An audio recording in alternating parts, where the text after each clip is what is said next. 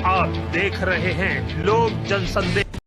एक साल से कोरोना की वैश्विक महामारी से पूरा विश्व जूझ रहा है। इस निमित्त में पिछले वर्ष मार्च महीने से अक्टूबर माह तक सभी शिक्षण संस्थान लॉकडाउन के तहत बंद रहे, जिसके कारण इन गतिविधियों में शिक्षा से संबंधित जो कोचिंग संस्थान थे वहीं बंद रहे। हालात यह हुई कि लगातार 8 महीने बंद होने के कारण कोचिंग से संबंधित जितने भी हमारे शिक्षक थे उनकी आर्थिक स्थिति बहुत ही खराब हो गई। जिस मकान में कोचिंग चलाते को उन मकान का किराया तक न दे पाए। तत्पश्चात इस वर्ष भी लगातार 3 महीने से समस्त शिक्षण संस्थान बंद है, जिसके कारण हमारे शिक्षकों का इतना बुरा हाल हो गया है कि घर चलाने के लिए उनके पास पैसे तक नहीं बचे। सरकार इस वर्ग की ओर कोई ध्यान नहीं देती, जबकि देखा जाए हमारे प्रदेश के माननीय मुख्यमंत्री जी ने कहा था कि हमें सबकी जीविका भी बचानी है, जिसके कारण इन कोचिंग संस्थानों से जुड़े समस्त शिक्षकों का जीविका तो छोड़िए, घर चलाना बहुत ही कष्ट में हो गया है। हमारे बीच के बहुत से शिक्षकों ने इस व्यवसाय को छोड़कर परिवार का पालन पोषण करने के लिए दूर से व्यवसाय को अपना लिया। निवेदन है सरकार से कि कम से कम कोचिंग से संबंधित हमारे जितने भी शिक्षक हैं ईश्वर की ओर से थोड़ा बहुत ध्यान दिया जाए, जिससे इन शिक्षकों के परिवार से संबंधित सदस्य और उनके बच्चों को अच्छी तरीके से भरण पोषण हो सके।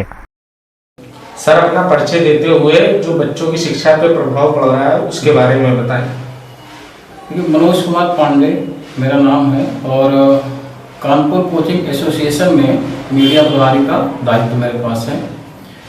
इधर विगत 1 साल से पिछले मार्च में भी जो हमारी कोरोना वैश्विक महामारी है, तो विगत मार्च से ही आपका एजुकेशनल डिपार्टमेंट, स्कूल, कोचिंग संस्थान ये सब बंद रहे लगभग अक्टूबर तक। तो 8 महीने लगातार कोचिंग संस्थान बंद होने की वजह से हमारे जितने भी कोचिंग संचालक हैं या जितने भी हमारे कोचिंग के टीचर्स हैं, उनकी हालत इतनी दयनीय पोजीशन में आ गई कि आर्थिक स्थिति बिल्कुल डगमगा कर गई।